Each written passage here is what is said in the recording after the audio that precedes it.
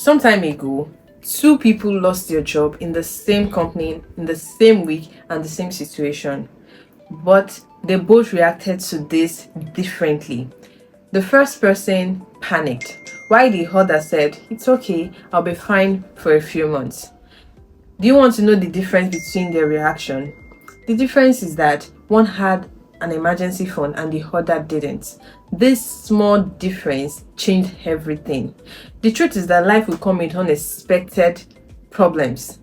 But the difference between you panicking and having peace of mind amidst this problem is having some money set aside to tackle this problem. So in this video, I'm going to be talking about three things. First, what an emergency fund is, how to build one, and why it is important to build one. First, let's start with what an emergency fund is. An emergency fund is money set aside to tackle unexpected problems. Not for shopping, not for vacation, not for getting a new phone, not for getting that shoe that you're eyeing. It is meant for emergency situations like a car breakdown, family emergencies, medical bills, or unexpected job loss, unexpected home repairs. Life is unpredictable, and the truth is that problems can come anytime. We don't just know when. When you have money set aside, you'll be rest assured that you can tackle the problem without panicking. Think of an emergency fund as a financial safety net. It saves you when you are about to fall. Secondly, why is having an emergency fund important? It is important because it helps you avoid financial stress.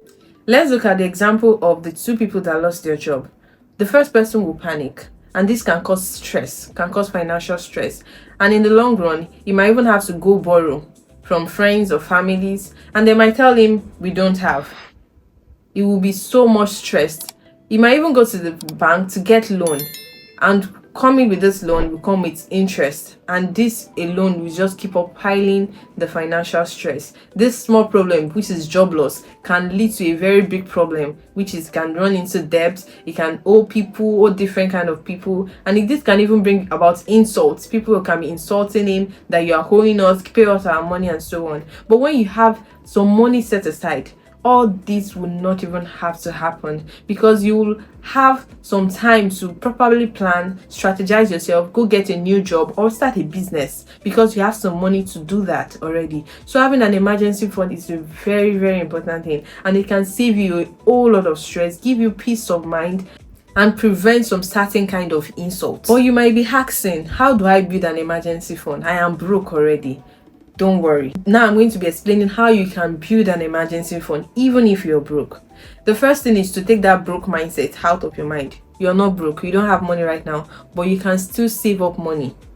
How do you do this? Start small. The first thing is to start small. Start from wherever you are. If it is $10, if it is $20, or any amount, start small. Start saving it bit by bit. Just make sure that you're saving something every now and then that you get income into your hands. Start saving money. And also you can look into your budget. Look for areas that you're overspending or spending unnecessarily. Cut off those areas, and that money that you're supposed to use to do those unnecessary things, you can put them into your emergency fund account. When you're saving for your emergency fund, have a target in mind. Financial experts advise you to target about 3 to 6 months of your living expenses for your emergency fund, but you can start with whatever you know that will be comfortable for you. You can start with $1,000 or $2,000 or $3,000. Just have a target and work towards it. Your living expenses is not the same as your income. Your living expenses are the everyday cost of paying for the things you need to live, such as housing, food, transportation, and utilities. For example, you can be earning $2,000 in a month, but your living expenses is $1,000. That means in 3 months, your living expenses is $3,000, and in 6 months, $6,000. The second thing is to save this money in a separate savings account that is different from your regular bank account, because this will prevent you from just touching it anyhow to do things that are not even emergencies. Save this money and make sure it is easy for you to take this money whenever you have an emergency, not the one that you have to take a lot of process to bring out the money. The one that it will be easy for you to bring out that money when you need it.